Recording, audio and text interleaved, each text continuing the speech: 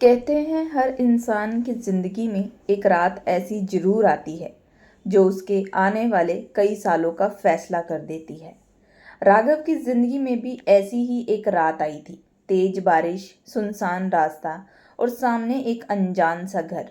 उसे लगा था कि वहाँ सिर्फ कुछ घंटों की पनाह लेने जा रहा है, लेकिन उसे क्या पता था कि उसी घर में उसकी ज़िंदगी का सबसे अनोखा सफ़र शुरू होने वाला है। दोस्तों, इस कहानी को शुरू करने से पहले मेरी आप लोगों से एक छोटी सी दरख्वास्त है। कृपया करके डायरी ऑफ लाइफ चैनल को सब्सक्राइब जरूर करें एंड बेल आइकन का बटन जरूर दबाएं। तो शुरू करते हैं आज की कहानी। राघव उत्तर प्रदेश के एक छोटे से गांव का रहने वाला था। लगभग 27 साल का एक साधारण सा लड़का था। उसके पिता एक छोटे किसान थे, माँ घर संभालती थी। राघव ने गरीबी को बहुत करीब से देखा था। कभी पिता के साथ खेत में काम करता, कभी गांव के बच्चों को पढ़ाकर अपनी किताबों का खर्च निकालता। कभी उसने ऊंचे ऊंचे सपने नहीं देखे थे। बस उसका एक ही सपना था कि एक दिन वो यूपीएससी के एग्ज़ाम पास करके अधिकारी बने। वह बड़ा अधिकारी बन के गरीबों के हर बात सुनकर उनकी मदद करना चाहता था। राघव की हर सुबह की शुरुआत और हर रात की आखिरी कोशिश थी। वो एक छोटे से कमरे में पढ़ाई करने के लिए रहता था। वो सारा दिन शहर में लाइब्रेरी में पढ़ता था और शाम को बच्चों को कोचिंग पढ़ाकर अपनी पढ़ाई के सारे खर्चे उठाता। उस दिन वो जिला पुस्तकालय से गुजर रहा था। उसके बैग में नोट, किताबें सब रखी थी और मौसम दिन से ही खराब हो रहा था। जैसे वह पहाड़ी रास्ते से गुजर रहा था कि अचानक तेज हवा चलने लगी और तेज मूसलाधार बारिश होने लगी। राघव ने अपना बैग सीने से लगा लिया ताकि किताबें भीगे ना। उसके पास कोई छाता भी नहीं था इस बरसात से बचने के लिए। उसको बारिश में भीगने के बाद भी खुद की चिंता नहीं थी। उसको किताबें भीग जाने का ज़्यादा डर था जो उसने बहुत मेहनत से खरीदी थी। वह लगातार आगे चलता गया। तेज बारिश में दूर दूर तक कोई दिखाई भी नहीं दे रहा था। शाम धीरे धीरे रात में बदलने लगी। पहाड़ियों के बीच ठंडी हवा और बारिश की तेज बूंदें उसको कांपने पर मजबूर कर रही थी। तभी राघव को थोड़ी दूर एक मिट्टी और लकड़ी से बना एक सुंदर सा घर दिखाई दिया। घर के सामने एक बड़ा नीम का पेड़ था। घर बाहर से बहुत सुंदर था। बाहर बहुत प्यारे प्यारे फूल खिले थे। रंग बिरंगे। घर छोटा जरूर था, बहुत सादगी से सजाया गया था। राघव घर के बाहर खड़ा रहा और मन में सोचा कि बिना पहचान किसी के घर जाना भी ठीक नहीं है। लेकिन तेज बारिश को देखते हुए उसने बहुत हिम्मत करके दरवाजे पर दस्तक दी। फिर थोड़ी देर बाद दरवाज़ा धीरे से खुला। दरवाजे के पीछे 26 साल की शांत और सुशील एक महिला खड़ी थी। उसने हल्के रंग की साड़ी पहन रखी थी। महिला का नाम अंजलि था। गांव में अकेले रहने वाली विधवा जिसने बहुत सालों पहले अपने पति को खो दिया था। दुनिया में हो रही कई बातों के बाद भी उसने जीना नहीं छोड़ा था। अंजलि ने भीगे हुए लड़के को देखा। तुम कौन हो? तुम यहाँ कैसे आ गए?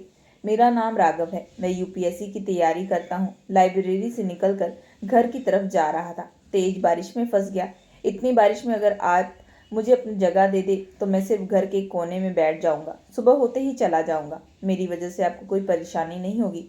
मैं बस बारिश से बचने के लिए, अपनी किताबें बचाने के लिए यहाँ रुका हूँ। आओ, पहले तुम अंदर आओ।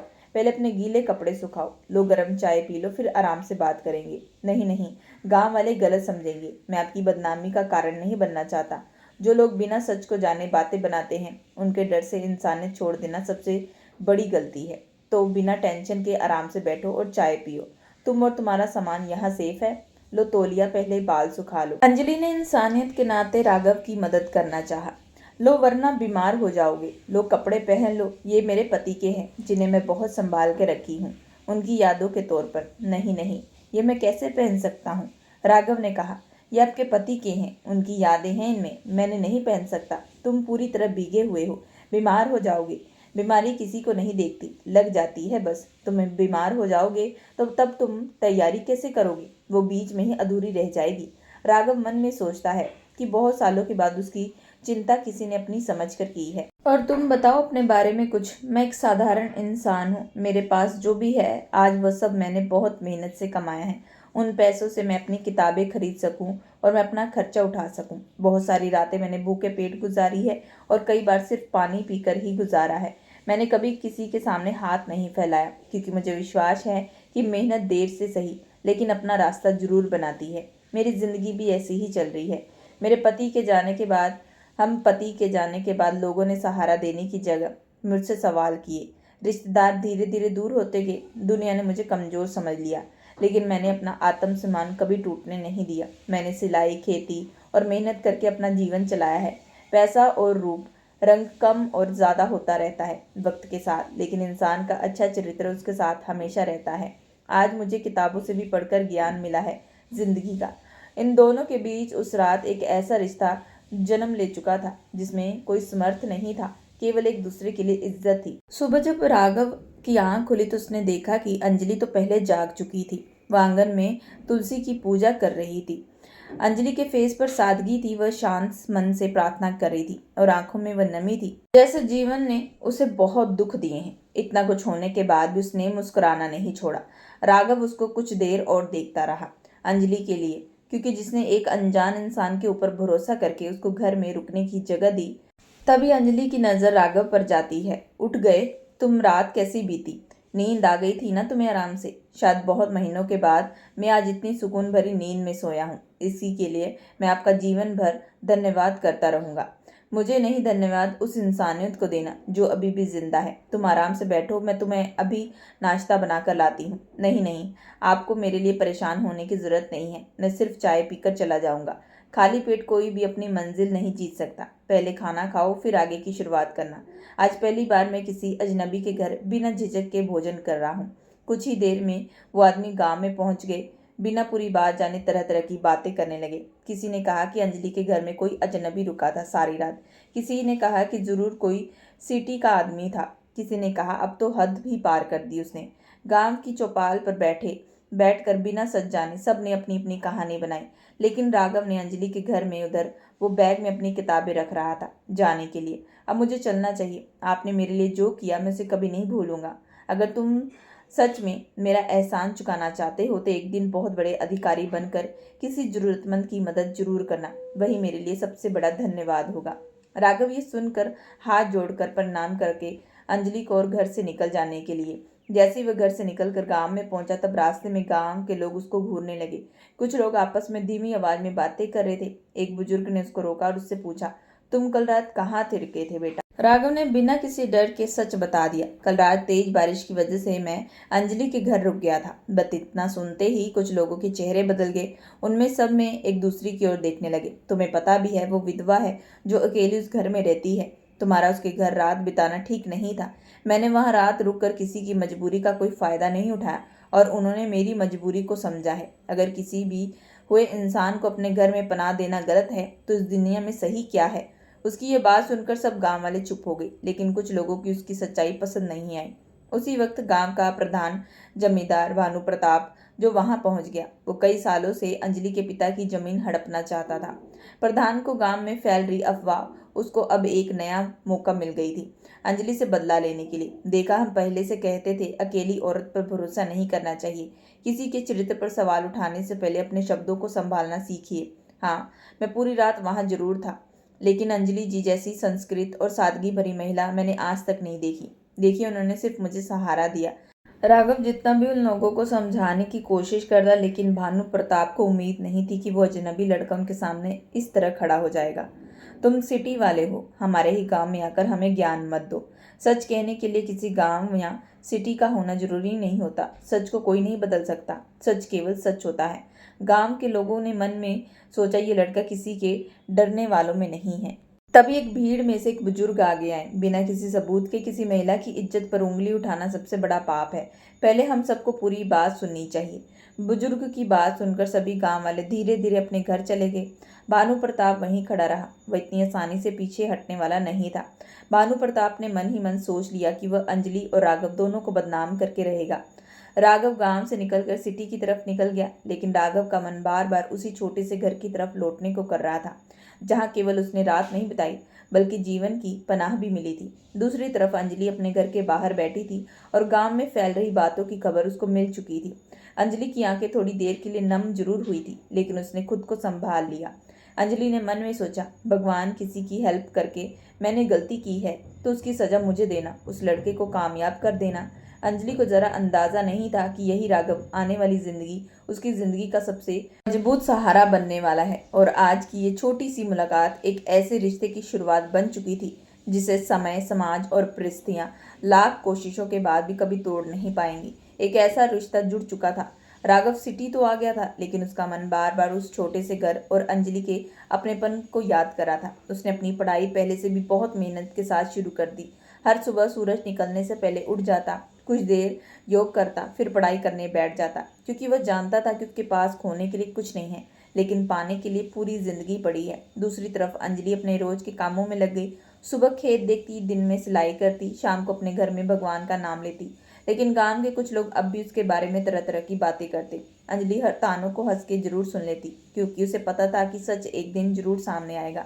अंजलि जैसी अकेली महिला उस जमीन की देखभाल नहीं कर पाएगी, इसलिए वह जमीन गांव के विकास के लिए जमीन मेरे पति की आखिरी निशानी है और मैं इसे किसी भी कीमत पर किसी को नहीं दूंगी। उधर राघव और अपनी यूपीएससी की तैयारी में लगा हुआ था, पूरे दिल और जान से। एक दिन राघव लाइब्रेरी में अपनी पढ़ाई कर रहा था कि उसके पास अचानक एक कॉल आया, और ये कॉल अंजलि का था। अंजलि की आवाज़ सुनते ही राघव की खुशी की लहर दौड़ गई, और वह कॉल अंजलि की थी। राघव, मुझे तुम्हारा नंबर उस पेपर से मिला जिस पर तुमने अपना नाम लिखा था। मैंने सोचा तुम्हारी तैयारी कैसी चल रही है, जरा पूछ लूँ तुमसे। आपकी दुआ है सब ठीक चल रहा है अभी तक। आप कैसी हैं? मैं ठीक हूँ, बस गांव में अभी भी लोग वही बातें कर रहे हैं, वही बातें करते हैं, लेकिन अब आदत हो गई है। एक दिन यही लोग आपके सामने सर झुकाएंगे और आपकी इज्जत करेंगे, मुझे पूरा विश्वास है। मुझे अपने लिए कोई चिंता नहीं। तुम्हारी एग्जाम की फिक्र हो रही है, तुम बस अब मन लगाकर पढ़ाई करो, बाकी सब भगवान के भरोसे छोड़ दो, वो देख लेंगे। याद रखना, सबसे अंधेरी रात के बाद ही सबसे उजाली सुबह आती है। राघव ने भी इस बात पर सहमति जगाई। उसने कहा कि जी, आपने बिल्कुल ठीक कहा। लोगों की बातों पर ध्यान मत दिया करो। दूसरों की सोच से ज्यादा जरूरी अपना चरित्र होता है। कुछ दिनों के बाद यूपीएससी की पहली परीक्षा का दिन आ गया। राघव पूरी तरह तैयार था एग्जाम के लिए। राघव प्यार लगन के साथ परीक्षा हॉल में बैठकर ध्यान लगाकर परीक्षा दे रहा था। परीक्षा खत्म होने के बाद वह बाहर निकला तो उसके चेहरे पर बहुत खुशी थी और उम्मीद थी कि पास हो जाने की। कुछ दिनों के बाद रिजल्ट आया और राघव बहुत अच्छे नंबर से पास हो गया। रिजल्ट आते ही राघव ने सबसे पहले अंजलि को कॉल किया। दूसरी तरफ अंजलि ने यह बात सुनी कॉल पर तो उसकी आंखों में आंसू आ गए। मुझे पता था तुम्हारी मेहनत कभी खराब नहीं जाएगी। अगर उस दिन बारिश में आपने मुझे रुकने की जगह न दी होती तो शायद मेरी किताबें बारिश में भीग जाती और मैं बीमार हो जाता। शायद ये दिन कभी नहीं आता। एक रात की इंसानियत ने मेरी पूरी तरह जिंदगी बदल दी। चलो, जो हुआ अच्छा हुआ। अब तुम आगे की तैयारी पर ध्यान दो, दिल लगाकर मेहनत करना। एक दिन सुबह सुबह अंजलि अपने घर में काम कर रही थी, तभी कुछ आदमी वहां आ गए। अपनी जमीन मुझे बेच दो, वरना बाद में पछताओगी। फिर मैं अपना सामान और अपने पति की निशानी किसी भी कीमत पर तुम्हें नहीं बेचूंगी। अब तुम देखना, मैं तुम्हें चैन से नहीं रहने दूंगा। ये भानु प्रताप के आदमी थे। इस गांव में भानु प्रताप अंजलि की ये बात सुनकर वहां से गुस्से में चला गया। अंजलि को भानु प्रताप का इरादा ठीक नहीं लगा। वो सोच में पड़ गई कि अब कैसे इस मुश्किल से बाहर निकलूं। मैं राघव को इस बारे में कुछ नहीं बोल सकती, उसकी पढ़ाई का नुकसान होगा मेरी वजह से। दूसरी तरफ राघव अपनी मेन एग्जाम की तैयारियों में लगा हुआ था। उसे जरा अंदाजा नहीं था कि अंजलि के साथ ये सब हो रहा है। जिस अंजलि ने उसके बचाया था, आज वही अंजलि खुद की लड़ाई लड़ने जा रही थी, अकेले ही। राघव की जिंदगी वापस उसी गांव की तरफ लौटने वाली थी। राघव को यह अंदाजा बिल्कुल भी नहीं था। राघव एक मिनट भी अपना खराब नहीं करता, लेकिन उसके मन में बस अंजलि की फिक्र थी। कई दिनों तक अंजलि का कोई कॉल नहीं आया तो राघव को फिक्र होने लगी। आखिरकार एक दिन शाम को राघव ने खुद ही अंजलि को कॉल कर लिया। काफी देर तक किसी ने कॉल नहीं उठाई। तभी, हाँ बोलो, कैसे हो तुम? राघव, क्या हुआ? आपकी आवाज़ ठीक नहीं लग रही। राघव ने कहा, आप ठीक हो? कोई बात है क्या? आपने इतने दिनों में एक बार भी कॉल नहीं किया। सब ठीक तो है ना? तभी अंजलि ने कहा, भानु प्रताप जबरदस्ती मेरी जमीन लेने की कोशिश कर रहा है, धमकियां दे रहा है, गांव में मेरे खिलाफ तरह तरह की बातें हैं। सभी लोग मुझे अब अजीब नजरों से देखते हैं। तभी राघव ने कहा, उस दिन मुझ जैसे इंसान पर आपने भरोसा किया, अब मेरी बारी है आपका साथ देने की। तभी अंजलि ने कहा कि नहीं, तुम्हारी परीक्षा सर पर है, अगर तुम यहाँ आ गए तो तुम्हारी पढ़ाई का नुकसान होगा। मैं नहीं चाहती कि मेरी वजह से तुम्हारे सपनों पर कोई भी दिक्कत आए। आपने ही तो सिखाया था कि सही समय पर सही इंसान का साथ देना सबसे बड़ा धर्म होता है। कुछ दिनों के बाद राघव की मेन एग्जाम लग गई और अब वो बिल्कुल पढ़ाई की चिंता से फ्री हो गया था। परीक्षा खत्म होते ही वो सीधा बस में बैठकर अंजलि के गांव की तरफ निकल पड़ा। शाम ढलने लगी थी। राघव ने अंजलि के घर का दरवाजा बजाया और वह सोच में पड़ जाती है। तुम सच में आ गए? आपने मेरे मुश्किल वक्त में मेरा साथ दिया, मैं क्यों नहीं आता आपके वक्त पर? अगले दिन सुबह सारे गांव में खबर फैल गई कि वह शहर वाला लड़का अंजलि के घर फिर लौट आया है। भानु प्रताप ने गांव में पंचायत बुलवा दी। गांव के सभी लोग चौपाल पर खड़े हो गए। ये लड़का बार बार इस महिला के घर क्यों आता है? जरूर कोई बात है। तभी राघव ने कहा, आज मैं आपसे सबसे एक सवाल पूछना चाहता हूँ। क्या इस गांव में एक भूखे प्यासे और बारिश में भीगे इंसान को एक रात की पनाह देना पाप है? जिस महिला पर आप लोग सवाल उठा रहे हैं, उसने मुझे उस रात सिर्फ इंसानियत के तौर पर सहारा दिया था। अगर वह चाहती तो मुझे वहां से जाने को बोल सकती थी, लेकिन उसने इंसानियत चुनी। क्या इंसानियत का यही नाम मिलता है कि उसके चरित्र पर उंगली उठाया जाए? राघव की बात सुनकर सारा गांव चुप हो गया और सब शर्म के मारे सर झुका लिए। मैंने आज तक अंजलि जैसा सम्मानित और मेहनती महिला नहीं देखी। हमने दूसरों की बातों में आकर बहुत बड़ी गलती की है। तभी एक बुजुर्ग ने कहा। बुजुर्ग की बात सुनकर बाकी लोग भी अंजलि के पक्ष में खड़े हो गए। हम तभी राघव बैग में से कुछ कागज निकालता है और पूरे गांव वालों के सामने भानु को दिखाता है। ये वही जमीन के पेपर है जो मैंने सरकारी ऑफिस से निकलवाए हैं। इन पेपर्स में साफ लिखा है कि अंजलि इस जमीन की मालकिन है, किसी दूसरे का कोई अधिकार नहीं। आज के बाद अंजलि की जमीन को कोई लेने की सोचेगा भी नहीं। उसकी जमीन पर उसका अधिकार है बस। और आगे से कोई भी अंजलि के बारे में झूठी झूठी बातें नहीं फैलाएगा जब तक किसी को पूरी बात पता ना हो। आज सच की जीत हुई। नहीं राघव, आज इंसानियत की जीत हुई है। अगर मैंने उस दिन तुम्हें पनाह दी थी तो आज तुमने मुझे सम्मान की छांव दे दी। बेटी, हमें माफ कर देना। तभी कुछ बुजुर्ग लोग अंजलि के सामने आए और हाथ जोड़कर माफी मांगने लगे। हमने बिना पूरी बात जाने तुम्हें गलत समझा। अब मुझे चलना चाहिए। मैंने अपनी जिम्मेदारी निभा दी। कुछ दिनों के बाद राघव का अंतिम परिणाम आ गया। वो खुशी के मारे रोने लग गया रिजल्ट देखकर। मेरी इतने सालों की मेहनत आज पूरी हो गई। राघव ने रिजल्ट देखते सबसे पहले अंजलि को फोन मिलाया। थोड़ी देर में अंजलि ने कॉल उठाया। अंजलि जी, मैं पास हो गया। मेरा सिलेक्शन हो गया यूपीएससी में। सच सच बताओ। मुझे पता है भगवान एक दिन तुम्हें बहुत कामयाब करेगा। वो दिन आज ही आ गया। आज ऐसा लग रहा है जैसे मेरा कोई सपना पूरा हो गया। मेरी सफलता में मेरा जितना हक है उतना ही आपका भी है। आज आप नहीं होती तो शायद मैं कभी भी ये सपना पूरा नहीं कर पाता। कुछ दिनों के बाद राघव आईपीएससी अफसर की ट्रेनिंग में चला गया। अधिकारी की ड्रेस पहन रखी थी, उसके लिए बहुत गर्व की बात थी। बहुत दिनों बाद अधिकारी की वर्दी पहनकर बड़ी गाड़ी में अंजलि के गांव आया। गाड़ी से उतरा तो गांव वाले देखते रह गए। क्या मैं आपसे एक बात बोल सकता हूँ? सभी गाँव वालों के सामने। अंजलि जी, आपकी इजाजत हो तो। तभी अंजलि ने कहा, हाँ बोलो राघव, क्या बात है? मैं आपका बहुत सम्मान करता हूँ। तो क्या आगे का जीवन आप मेरे साथ गुजारेंगी? अगर भगवान ने मेरे हिस्से में फिर से जीवन साथी लिखा है तो मुझे कोई दिक्कत नहीं। दोनों की ये बातें सुनकर सारे गांव वाले बहुत खुश हुए और उनको बधाई देने लगे। कुछ दिनों के बाद सभी गांव वालों ने मिलकर राघव और अंजलि की शादी खूब धूमधाम से करवाई और आशीर्वाद दिया। आखिरकार राघव और अंजलि बहुत खुश थे। दोनों की असली मंजिल मिल गई। तो दोस्तों, ये थी आज की कहानी। ये कहानी आपको कैसी लगी कमेंट्स पर अपनी राय जरूर बताएं। कहानी पसंद आए तो चैनल को लाइक और सब्सक्राइब जरूर करें एंड बेल आइकन का बटन जरूर दबाएं।